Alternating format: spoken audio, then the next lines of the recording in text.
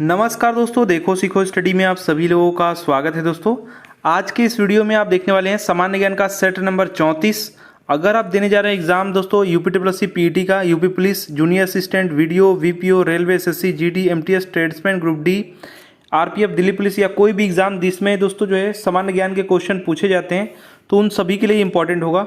जैसे कि सबसे पहला नंबर जो क्वेश्चन है आप देख सकते हैं, प्रथम भारतीय नोबेल पुरस्कार विजेता कौन थे।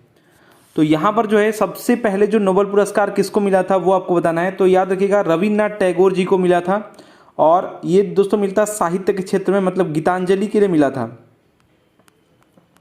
गीतांजलि के लिए दोस्तों ये मिला था। ठीक है, कब मिला था? 1913 में मिला था, 1913 में। उसके बाद दोस्तों जो सीवी रमन जी हैं इनको 1930 में मिला था। किसके लिए?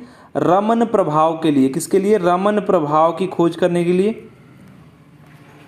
ठीक है, प्रभाव की खोज करने के लिए। ठीक है, साथ ही साथ दोस्तों अमर्त्य सेन और हरगोविंद खुराना जी को भी मिल चुका है, लेकिन सबसे पहले पूछा था तो राइट आंसर इसका रविन्द्रनाथ टैगोर जी हो जाएगा।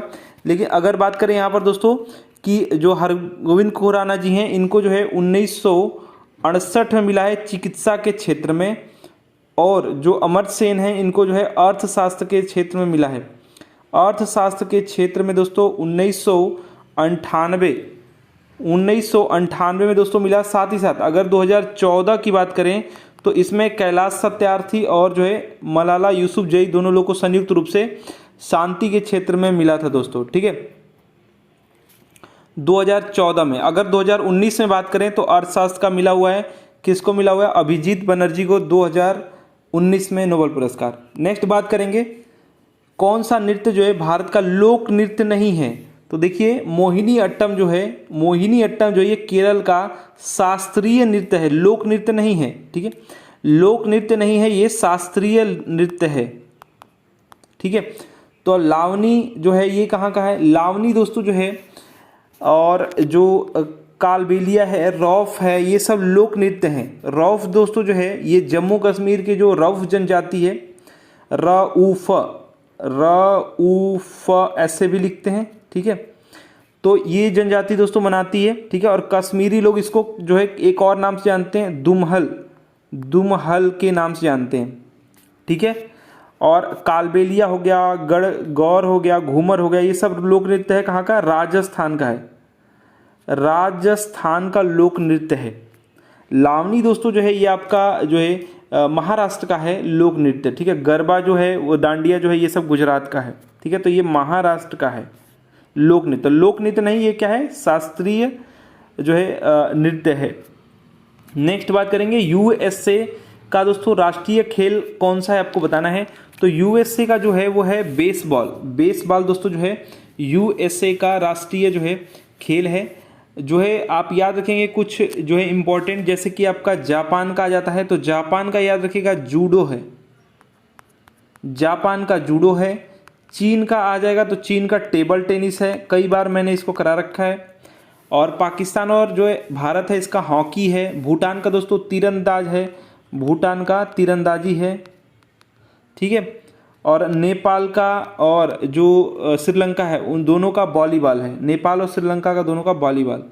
नेक्स्ट बात करेंगे पुस्तक the people's president doctor APJ Abdul Kalam के लेखक कौन है। तो इसके लेखक हैं एसएम खान। कौन है? एसएम खान जी हैं। ठीक है, एसएम खान जी भारतीय सूचना अधिकारी यानी सीबीआई के दोस्तों प्रवक्ता और पूर्व राष्ट्रपति अब्दुल कलाम जी हैं, इनके प्रेस सचिव भी रह चुके हैं। क्या रह चुके हैं? प्रेस सचिव। ठीक है, तो इन्होंने दोस्तों ये लिखा है the people's president doctor APJ Abdul Kalam. ठीक है, कुछ इंपॉर्टेंट पॉइंट्स हैं जैसे कि दोस्तों wings of fire, turning point, target 3 billion, ये सब अब्दुल कलाम जी द्वारा लिखी गई पुस्तकें हैं। और जो ऑप्शन में सुमित्रा महाजन थी, ये एक भारतीय राजनेत्री, 16वीं लोकसभा की अध्यक्ष रहीं। नेक्स्ट बात करेंगे राष्ट्रीय युवा दिवस किस दिन मनाया जाता है। तो युवा दिवस 12 जनवरी को, और ये दोस्तों स्वामी विवेकानंद जी के जयंती के अवसर पर मनाया जाता है। दोस्तों 1893 में स्वामी विवेकानंद जी के दोस्तों इन्होंने क्या किया था, शिकागो में विश्व जो है धर्म सम्मेलन को संबोधित किया था। कब? 1893 में। दोस्तों बात करें 9 जनवरी, तो ये प्रवासी दिवस मनाया जाता है। क्यों मनाया जाता है ये दोस्तों? इसी दिन जो है गांधी जी क्या जो है भारत आए थे वापस। 15 जनवरी को दोस्तों जो है थल सेना दिवस मनाया जाता है। और जो है 10 जनवरी को क्या है, विश्व हिंदी दिवस या हास्य दिवस भी मनाया जाता है। नेक्स्ट बात करेंगे, निम्न में से कौन सा देश न्यूक्लियर सप्लायर ग्रुप यानी कि एनएसजी का सदस्य नहीं है? इनमें से कौन सा देश है जो कि एनएसजी का सदस्य नहीं है? तो ईरान जो है सदस्य नहीं है, ठीक है, न्यूक्लियर सप्लायर ग्रुप का, ठीक है। इसका गठन जो हुआ है न्यूक्लियर सप्लायर ग्रुप का, वो 1974 में किया गया। प्रारंभ में दोस्तों इसमें जो है 7 देश थे। कौन कौन से थे? कनाडा, जापान, ठीक है, फ्रांस और सोवियत संघ जिसको आप रूस कहते हैं, ठीक है। उसके बाद दोस्तों उसके बाद आपका पश्चिमी जर्मनी, ठीक है, यूके, यूएसए, ये सब थे, ठीक है। अभी वर्तमान में एनएसजी के जो सदस्य हैं वो 48 सदस्य हैं। नेक्स्ट क्वेश्चन है, क्योटो प्रोटोकॉल कब आयोजित हुआ? तो क्योटो जो प्रोटोकॉल है वो दोस्तों एक मैंने आपको मॉन्ट्रियल याद करवाया था कि 85 में जो है देखा गया।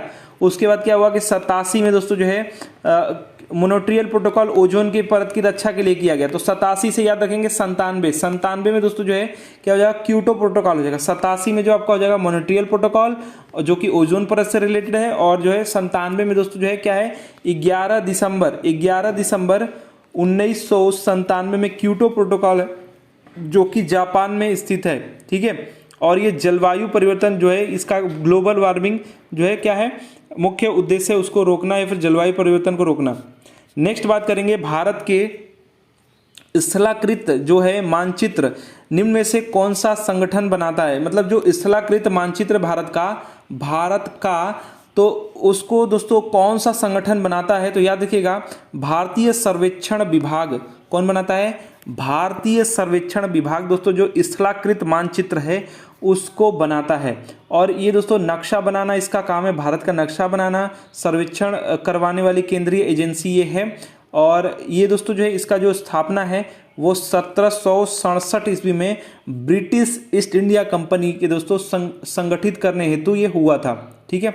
और इसका जो मुख्यालय है, हेडक्वार्टर जो है वो देहरादून उत्तराखंड में है। कहाँ है? देहरादून, यूटी याद रखिएगा, उत्तराखंड में ये है, ठीक है। अगर बात करेंगे जो पुरातात्विक सर्वेक्षण, ये भी याद रखिएगा, इसका स्थापना 1861 में अलेक्जेंडर बर्मिंघम द्वारा किया गया। इसका जो मुख्यालय है वो नई दिल्ली या दिल्ली में है। नेक्स्ट बात करेंगे इकेबाना दोस्तों जो है किसका जापानी रूप है? तो जो फूलों की सजावट है इसका दोस्तों जो है जापानी रूप है इकेबाना, याद रखिएगा, ठीक है। इकेबाना दोस्तों फूलों की सजावट का जापानी जो है रूप है। अगर बात करें इस कला में क्या होता है, इसमें आकाश, पृथ्वी और मानव जाति आदि तत्वों का संतुलित ढंग से प्रतिनिधित्व किया जाता है। और दोस्तों जो एक बोहेमिया दोस्तों एक शैली होती है, इसको क्या इस किससे रिलेटेड है? अगर एग्जाम में आ जाए तो याद करिएगा, घर को सजाने की एक कला है बोहेमिया शैली। नेक्स्ट बात करेंगे, निम्नलिखित में से एक कौन सा है जो कि एशियन दोस्तों जो है या आसियान जो है सदस्य नहीं है? आसियान का सदस्य इनमें से कौन सा नहीं है? तो देखिए जो है आसियान का सदस्य इसमें से बांग्लादेश नहीं है। बाकी आप याद रखेंगे कि आसियान का स्थापना 8 अगस्त 1967 में दोस्तों 5 देशों यानी इंडोनेशिया, ठीक है, इंडोनेशिया, मलेशिया,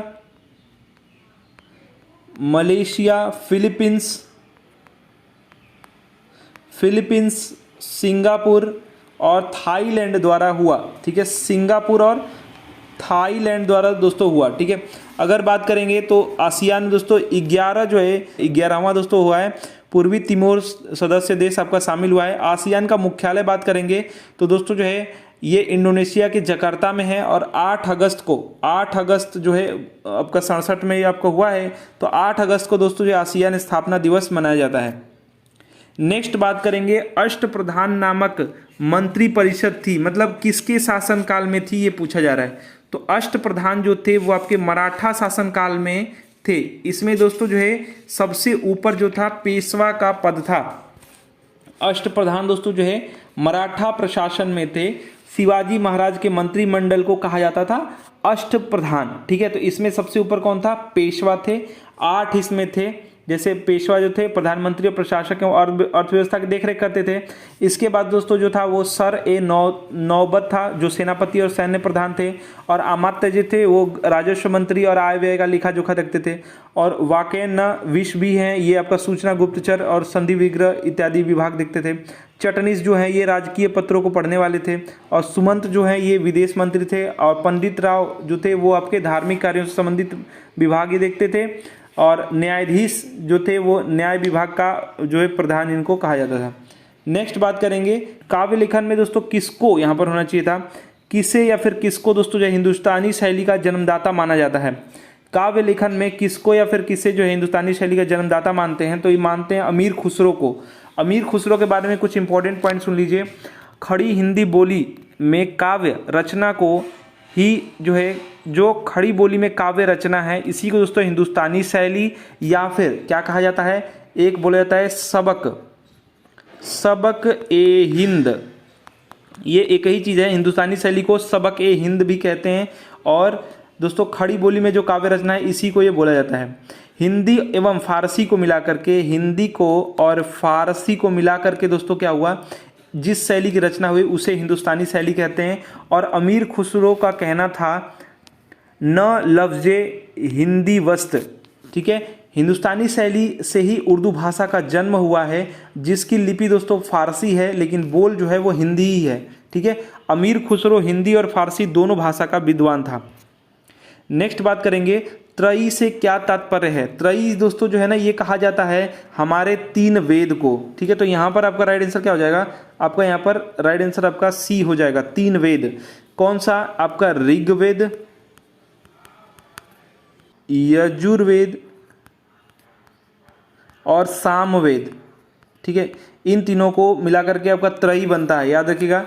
और अगर अथर्ववेद को दोस्तों त्रयी में नहीं रखते हैं, और अथर्ववेद का जो है सबसे लास्ट में कहते हैं कि जो है रचना हुआ है। अगर जैन धर्म की बात करें तो जैन धर्म में त्रिरत्न हैं, कौन कौन से? सम्यक ज्ञान, सम्यक दर्शन और सम्यक आचरण।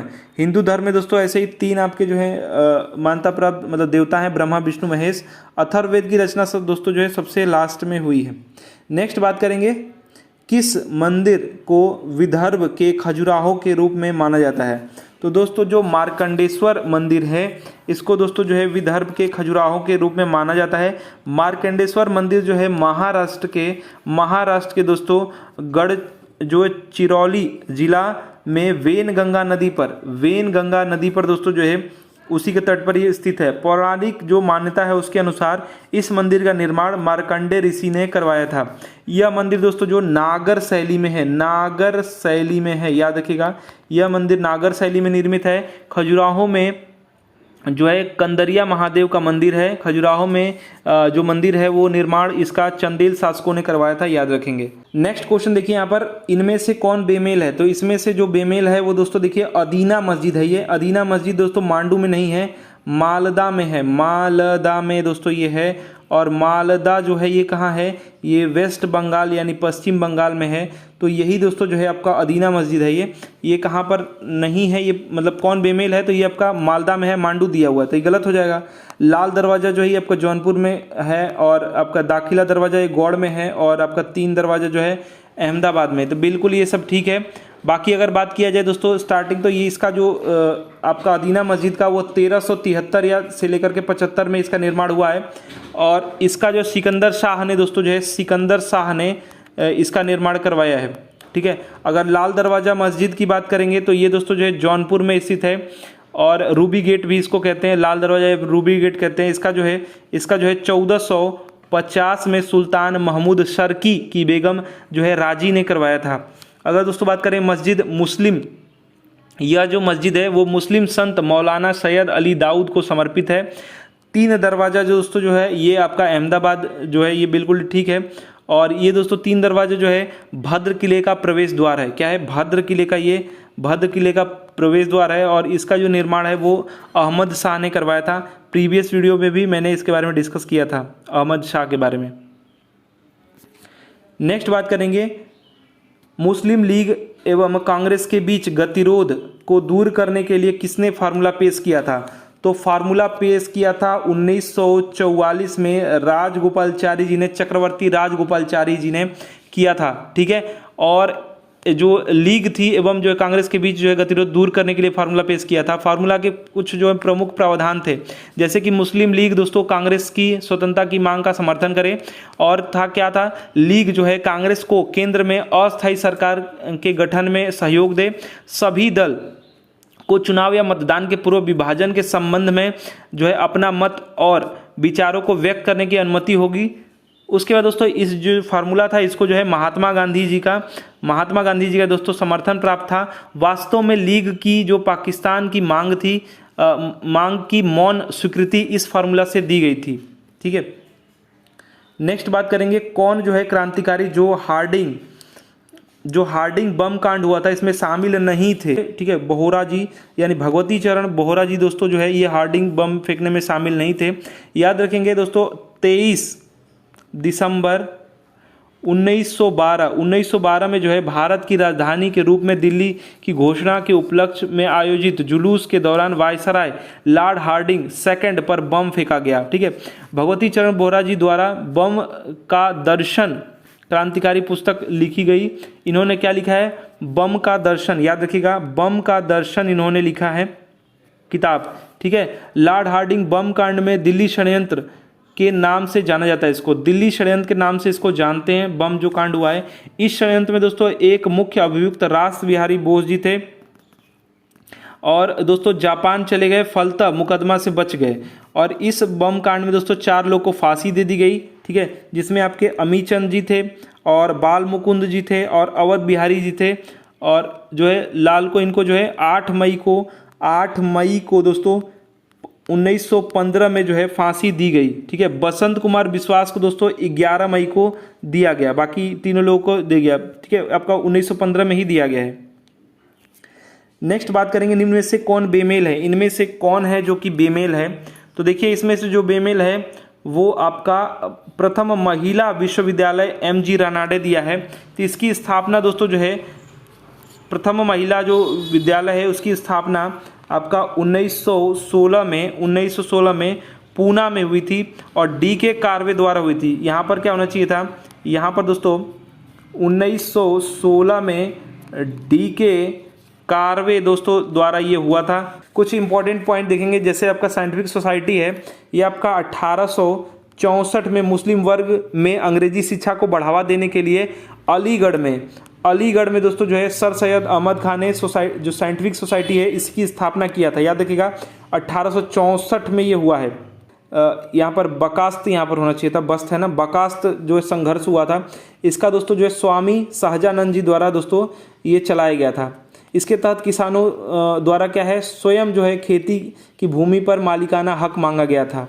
ठीक है, अगर दोस्तों बात करेंगे यहाँ पर आंध्र प्रदेश में जो आपका हुआ था NG रंगा जी द्वारा। ठीक है, ये भारतीय किसान विद्यालय का दोस्तों आंदोलन के अग्रणी ये जो नेता थे। ठीक है, नेक्स्ट क्वेश्चन देखिए यहाँ पर, निम्नलिखित में से कि सबसे बाद में क्या हुआ है, इनमें से सबसे बाद में क्या हुआ है? तो अगर आप देखिए तो आधुनिक मतलब लास्ट में आ जाएंगे तो लाहौर षड्यंत्र जो है ये सबसे बाद में हुआ है।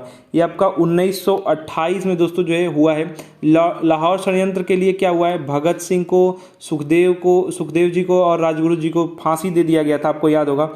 23 मार्च आपका 1931 में फांसी दे दिया गया था। ठीक है, तो यही सबसे बाद में हुआ था 1928 में। अगर बात करें यहाँ पर सहायक संधि, तो सहायक संधि दोस्तों सर्वप्रथम जो है हैदराबाद में 1798 में दोस्तों जो है हैदराबाद में के निज़ाम ने दोस्तों किया था। अगर बात करें सहायक संधि की शुरुआत तो लॉर्ड वेलेज़ली ने दोस्तों जो है शुरुआत किया था। और पैट्रिक एसोसिएशन की स्थापना बात करेंगे तो जो इंडियन पैट्रिक है तो ये आपका 88 में आपका हुआ था, 1888 में। ठीक है, तो ये सब कुछ पॉइंट्स हैं जो कि इसके हिसाब से अगर बात करेंगे तो सबसे लास्ट में लाहौर षड्यंत्र हुआ था, यानी यहाँ पर आपका राइट आंसर डी हो जाएगा। नेक्स्ट बात करेंगे महात्मा गांधी ने किसे जो है अजात शत्रु के नाम से संबोधित किया था? तो महात्मा गांधी ने सब जो अजात शत्रु कहा था वो जो है डॉक्टर राजेंद्र प्रसाद जी को कहा था। डॉक्टर राजेंद्र प्रसाद जी को अजात शत्रु कहा था। दोस्तों महात्मा गांधी जी को महात्मा का संबोधन अगर बात करेंगे तो 1917 में जो चंपारण के बाद रविन्द्रनाथ टैगोर जी ने या फिर गुरु रविन्द्रनाथ टैगोर जी ने इनको बोला था या फिर जो है संबोधन किया था। नेताजी सुभाष चंद्र बोस ने दोस्तों जो है महात्मा गांधी को क्या कहा था, राष्ट्रपिता कहा था, ठीक है। और हिटलर ने दोस्तों जो है नेताजी सुभाष चंद्र बोस जी को नेताजी कहा था, याद रखिएगा, हिटलर ने उनको नेताजी कहा था। नेक्स्ट बात करेंगे गंगा की सबसे बड़ी सहायक नदी कौन है, तो सबसे बड़ी सहायक नदी जो है यमुना ही है, यमुना है। यमुना की जो मतलब किमी में जो लंबाई है वो 1375 है, 1375 किमी है। और उद्गम जो है बंदरपुच दोस्तों जो है यमुनोत्री हिमानी है, ठीक है। तो इसका राइट आंसर क्या हो जाएगा, ए हो जाएगा। यमुना प्रयागराज से दोस्तों, प्रयागराज में क्या करता है, गंगा जी से मिलती हैं। और यमुना की सहायक नदियों में बात करें तो चंबल है, बेतवा है, केन है। गंगा जी के जो सहायक नदी है वो दोस्तों गंडक है, ठीक है। और अगर बात करें यहाँ पर तो यमुना है और भी हैं। अगर बात करें दोस्तों शारदा है, शारदा को काली गंगा की सहायक नदी सरयू भी कहते हैं, इसको काली गंगा भी कहते हैं, शारदा को क्या कहते हैं, काली गंगा कहते हैं। और सरयू के दोस्तों सहायक नदी है, ठीक है। अगर गंडक की बात करें तो गंडक दोस्तों जो है गंगा की सहायक नदी और पटना के निकट दोस्तों जो है क्या करती है, उत्तर की ओर से गंगा से मिल जाती है, ठीक है। कोशी को क्या कहते हैं, कमेंट बॉक्स में बताइएगा, उसका उपनाम कुछ है जो कि एग्जाम में बार बार पूछा जाता है। नेक्स्ट बात करेंगे भारत की जनगणना 2011 के अनुसार आपसे पूछा जा रहा है कि जनसंख्या घनत्व कितना था 2011 के अनुसार। तो 2011 के अनुसार दोस्तों जो है वो 82 था, 382 प्रति व्यक्ति जो है प्रति वर्ग किमी था, 382 व्यक्ति प्रति वर्ग किमी था, ठीक है, 2011 के अनुसार।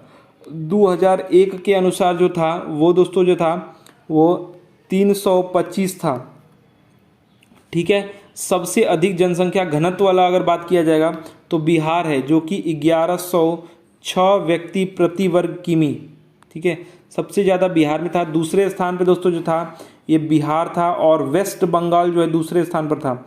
वेस्ट बंगाल क्या था, वो दोस्तों था 1028 जो है प्रति वर्ग किमी लोग रहते थे। सबसे कम जो जनसंख्या घनत्व वाला जो प्रदेश था वो अरुणाचल प्रदेश था। अरुणाचल प्रदेश था दोस्तों, वो 17 व्यक्ति थे प्रति जो है वर्ग किमी में। भारत की जो कुल आबादी है वो दोस्तों विश्व का लगभग 17.17% के 17.5 के बराबर है। नेक्स्ट क्वेश्चन देखिए यहाँ पर, दक्षिण भारत में सर्वाधिक गन्ना उत्पादक राज्य। तो इन ऑप्शंस में से जो है सबसे ज़्यादा गन्ना उत्पादन जो होता है वो महाराष्ट्र में होता है, तो सी इसका राइट आंसर हो जाएगा, ठीक है। अगर ऐसे बात करेंगे देश में, भारत में, तो भारत में दोस्तों जो है आपका गन्ना उत्पादन जो राज्य है वो आपका यूपी दोस्तों सर्वाधिक जो है गन्ना उत्पादन करता है। और गन्ना मिलों की जो सर्वाधिक संख्या की बात करेगा तो फिर महाराष्ट्र आप लगाएंगे, ठीक है। वर्तमान में चीनी उत्पादक देशों में 3 बड़े जो राज्य हैं वो है आपका महाराष्ट्र, दूसरा आपका यूपी और जो तीसरा है वो आपका कर्नाटक है, ठीक है। उत्तर भारत की अपेक्षा दक्षिण भारत में चीनी उत्पादकता बढ़ता जा रहा है। नेक्स्ट बात करेंगे पूर्व पश्चिम एवं उत्तर दक्षिण एक्सप्रेस दोस्तों जो है राजमार्ग एक दूसरे को कहाँ काटते हैं, पूछा जा रहा है कि कहाँ दोस्तों ये काटते हैं।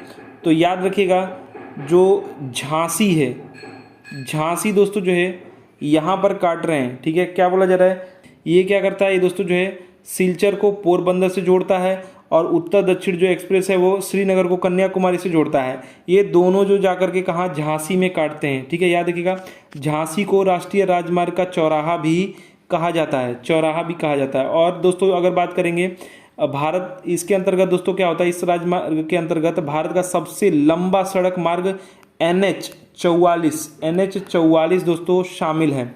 अगर बात करें यहाँ पर भारतीय राष्ट्रीय राजमार्ग प्राधिकरण द्वारा निर्मित उत्तर से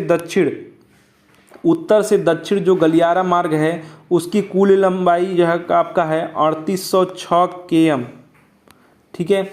और जो स्वर्णिम चतुर्भुज योजना के अंतर्गत दोस्तों आपका 5846 जो है km सड़क का निर्माण किया गया है, जो 4 महानगरों को दोस्तों जोड़ने वाली सड़क योजना है, ठीक है।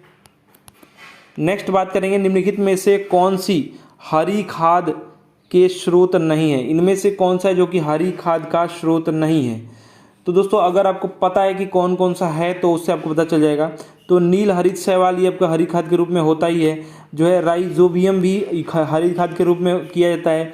एजोला का उपयोग किया जाता है एजोटोबैक्टर को, ठीक है, एजोटोबैक्टर को भी यूज़ किया जाता है। तो इसमें त्रय क्या होता है, त्रय नहीं है, तो यहाँ पर डी राइट आंसर हो जाएगा। तो देखिए दोस्तों ये आपका सामान्य ज्ञान का सेट नंबर 34 था। आशा करते हैं दोस्तों कि हमारा प्रयास, हमारा वीडियो पसंद आया होगा।